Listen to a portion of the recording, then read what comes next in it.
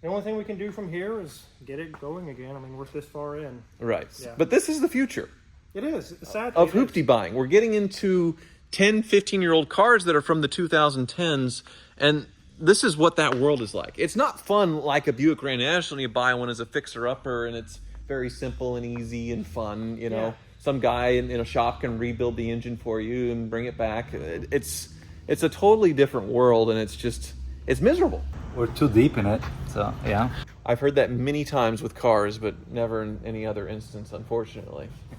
Welcome to Hoovie's Garage, the dumbest automotive channel in all of YouTube. And today is sort of going to be a hoopty fleet update, at least on the projects, sort of a state of the hooptyville, if you will. And I'm sad to say the state of hooptyville is not strong. Some of these projects seem unfixable, a total nightmare. And that sort of has to do with the state of cars and how they are nowadays. Most recently, I bought a few cars from the 2010s and onward, and when they get to hoopty status, they're just unfixable. I've seen this over and over and over again, and depending on how advanced the car is the earlier it becomes pretty much impossible to fix, impossible to bring back from the brink, starting with where we're going today with the car ninjas, my 2004 Bentley Continental GT. That was a very advanced car for its time, but nowadays all those modules and the twin turbos and everything else, that's pretty much in every car, has trickled down to everything, to Ford F-150s that are failing for the same reason. The Fisker Karma was supposed to be in this video as well as a prime example of this, but it hasn't arrived yet.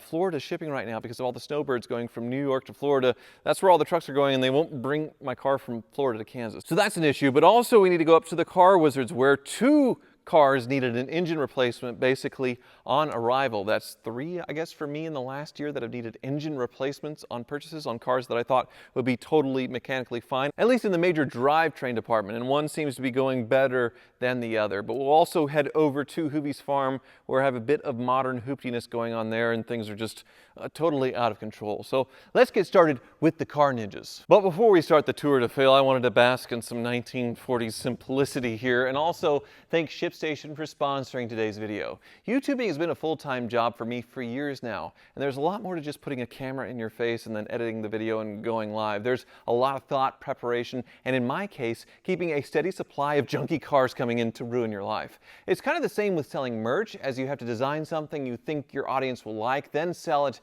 but the hardest part is fulfilling and shipping those orders out once you make the sale, unless you're like me and use ShipStation. ShipStation is the multi-carrier shipping solution that integrates wherever you sell online. Optimizing the shipping process and connecting to a network of expert partners helps you reclaim your valuable time for what truly matters, growing the business. With ShipStation, you can see reporting and handle customer service from a simple dashboard, and with the best discounts in the industry, you can save up to 89% off UPS, DHL Express, and USPS rates. Over 130,000 companies, including me, have grown their e-commerce business with ShipStation, and 98% of companies that stick with ShipStation for a year become customers for life. So ShipStation is the innovative tool that helps you turn your shipping challenges into opportunities for growth. Go to shipstation.com/Hoovie to sign up for your free 60-day trial. That's shipstation.com/Hoovies.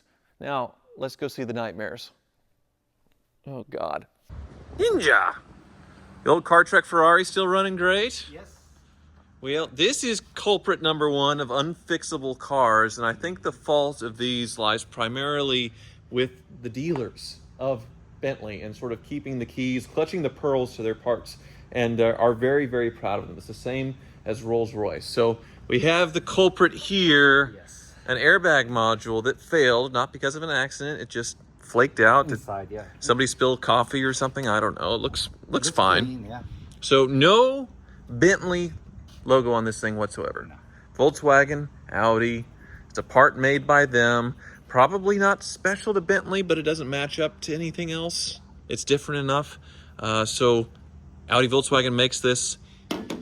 Maybe cost them $20 to make. Something like that. What do you yeah. think? Yeah. They mark it up to $2,300. Dealer only. We've tried used, we've tried fixing this one, it won't fix. Try recoating a used one that's been a wrecked car, it doesn't fix. So you're stuck for a little bitty module, $2,300, and it's been, well, a month or so of trial and error with used ones and things, and Johnny pulling his hair out. So that's the future with these luxury cars of the mid-2000s and on, all these electric modules and things that will fail with age and time, and dealers being very, very greedy on their prices to where, I mean, $2,000, that's 10% of the value of this Bentley Continental GT in one little part, and people just aren't going to fix them. The issues will stack up, where one light and then another light, then it's mechanically totaled within a few years. So yeah, totaled car number one, but I'm a total idiot, so I am fixing it. I don't know, what do you think? We're too deep in it, so yeah. I've heard that many times with cars, but never in any other instance, unfortunately. But yeah, there's other projects. Unfortunately, there's many other people dealing with this. BMW is a lot more reasonable because you can buy direct from them wholesale. Volkswagen, Audi, I not called so the much. dealership here and they never heard of the part number. It doesn't Right. exist. Bentley loves to do this with Audi and Volkswagen, even though it's Audi, Volkswagen parts, you can't get normal pricing on them. And Rolls-Royce loves to do this. And you know with Rolls-Royce, because it's a BMW supplied car with parts, you can see how much the parts cost. But they will not order anything. They won't sell it to you. You can only buy it through a Rolls-Royce dealer. So a part that costs $200 with you can see it costs $200, but then going through a Rolls-Royce dealer, they charge another $2,000. Yeah. It's just stupid. It's greedy, and it's really bad for the cars and owners as far as keeping them going, but it's not like they're going to stop. It's the only place you can buy it. It's literally a monopoly. So yes, unfixable cars, ultra luxury cars. I know world's tiniest violin, Bentley owners having to pay a lot for repairs, but it makes these cars absolutely worthless when they get to hoopty level and say you want to keep them going as even doing it yourself. I know I'm paying a mechanic to do things, but even as a DIY guy, you're screwed. So yeah. Next up, there's more at the Car Wizards, and they're actually much, much worse. He punted this. He didn't want to have it. He was kind of wise, but the stuff I have up at his shop is not good. Wizard! Are you having a little think? I was on the toilet. Is that my Land Rover wheel? Yeah, there's so much crap in there. I figured I'd add to the pond scum there. Well, they were kind of crappy from new, but yes, driving through the pond certainly did cause some problems, but the pre-existing one is gone. So I'm here because I wanted to talk about the issues of fixing modern cars nowadays as they age. I was at the Car Ninjas first with the Bentley Continental GT and that airbag module that just won't program. Right. And this one, well, it's a little more hardcore because we're dealing with used engines, and we have sort of a tale of two engines going on here. And the Land Rover had the bad head gasket, which is this the old one here? That is the old one. I'll go ahead and pull the cylinder head off here. So somebody decided to put some stop leak in this or some head gasket sealer to, limp it down the road to get it sold. It eventually ended up to me and died. And since I overheated it so badly, Wizard wasn't interested in replacing the head gasket itself. He wanted to replace the engine. So you can see these little marks here where it was blown, these little little puffs. Burns, yeah. Mm-hmm. 2 cylinders were blown. One of them was really bad, one was starting. But here's the reason why I didn't want to just reuse this, because this entire block is full of all this liquid glass garbage.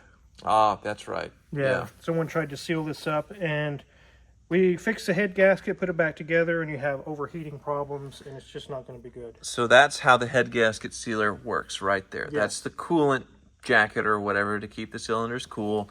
This had failed, so I was putting up an extra little coating there just to help it out, which works in the short term, but screws whoever ends up with it next. Yes. It shouldn't be sold on shelves, honestly. It's No. not something that's good for any engine, but yeah, so the new one is in. Yes. We ordered it. It showed up within a week, and things are going pretty well. Hopefully this one doesn't have a bad head gasket. That's the thing. You don't like dealing with used engines that much anymore. No, I have a lot of customers call, and they want to try to reduce the cost of an estimate. They'll say, hey, I send you a used engine, and I say, hell no.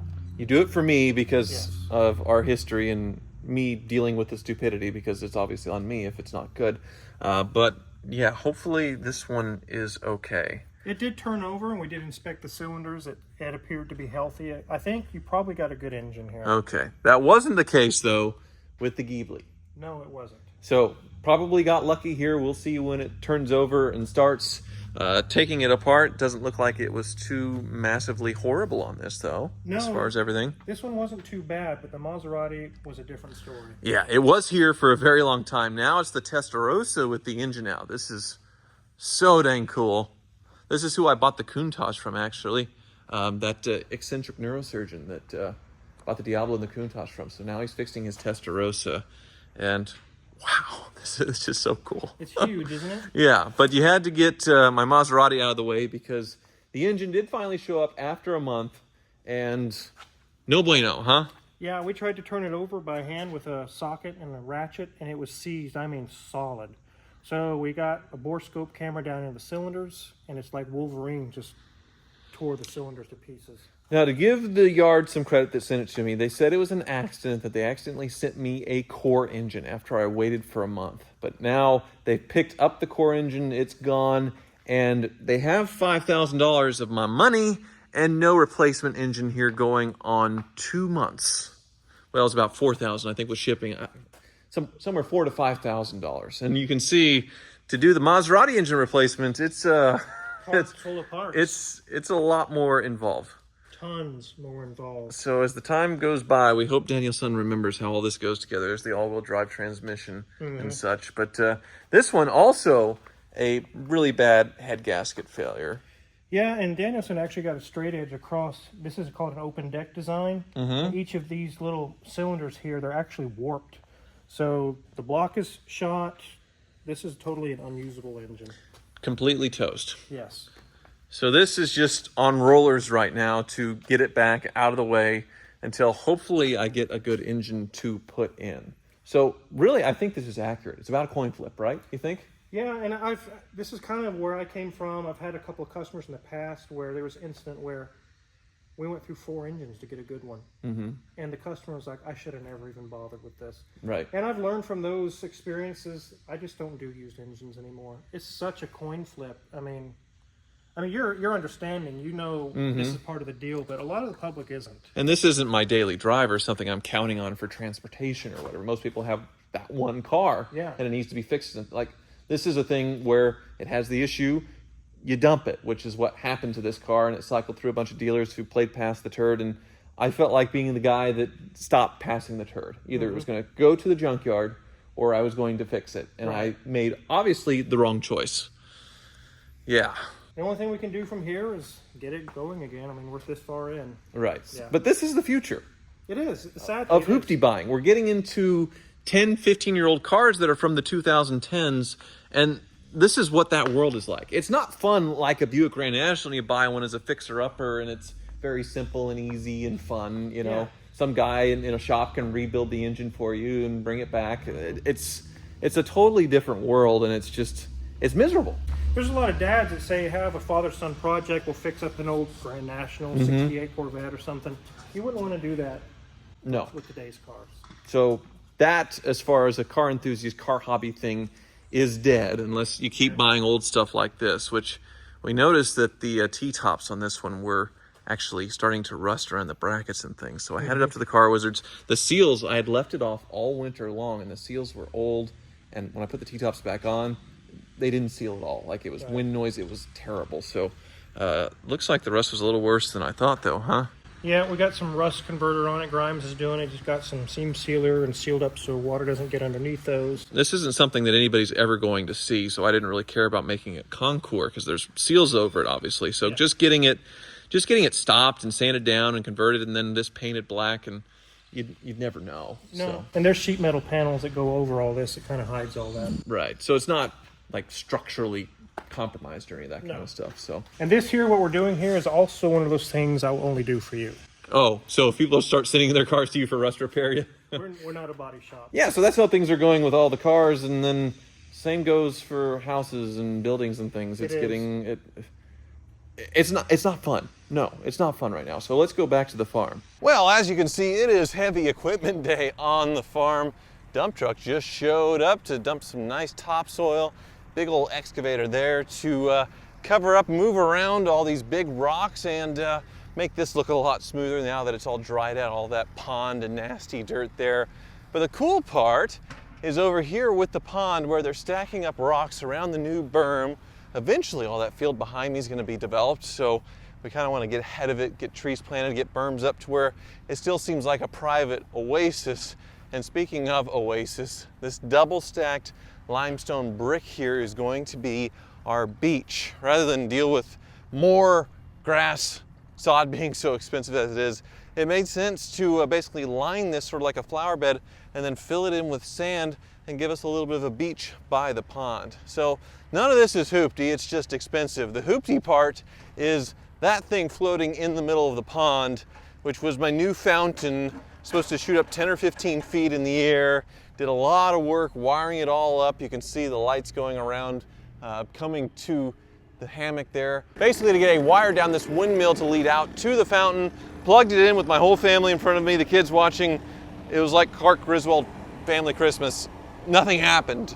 So I thought maybe it was a power issue, extension cord you're not supposed to use or whatever. So I brought out the Cybertruck with its power wall thing, which is very advanced, and it still didn't fire up. So I have a service ticket on that. I have to take it back out of the water, take it apart, and send the pump back to where I got it.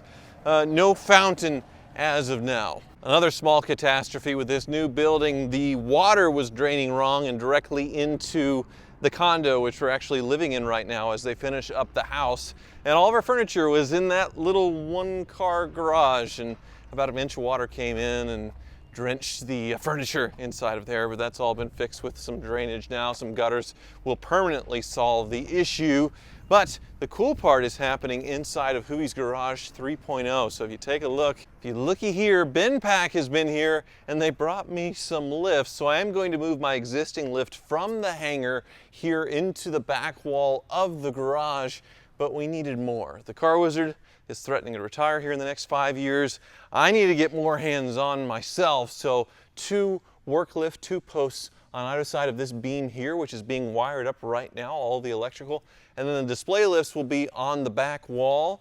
And I have a triple, not 1 triple, but 2 triple stacker lifts that are gonna be on either side of my existing lift, which means if I don't put cars underneath the triple wide and put all the cars on the triple high, I sort of had the shape of an H for Hoovie's Garage with hoopties, sort of like Brady Bunch stacking in the shape of an H, which is very self-indulgent, but I think it'll be very cool. For now though, it's still a big mess, and we are a long, long ways to go from completion on Hoovie's Garage 3.0 and the house, unfortunately, and really it needs to be mostly finished for me to get a mortgage. So I'm gonna have to keep writing checks myself, even though at this point we're about $150,000, $200,000 over budget, so way over what I thought, and yeah, out of money. But things could be much worse. Everything's coming together. It does look beautiful. The hoopties, well, they're just being hoopties. Thank you so much for watching.